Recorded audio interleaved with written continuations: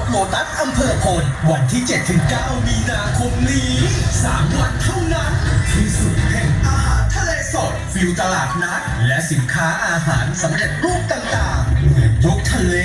สดๆเป็นๆมาถึงบ้านเราแล้วกับงานตลาดนัดอ่าวไทยออนทัวร์ยกทัพบุกอำเภอพลวันที่ 7-9 มีนาคมนี้ณลานจอดรถโลตัสอำเภอพลเริ่มขายในเวลาบ่ายโมงถึง2 ทุ่มอยากเห็นความยิ่งใหญ่ของอาหารทะเลสดๆจากฝั่งอ่าวไทยกุ้งกล้ามกรามเป็นๆเลือกจับตัดเองหอยหมึกปู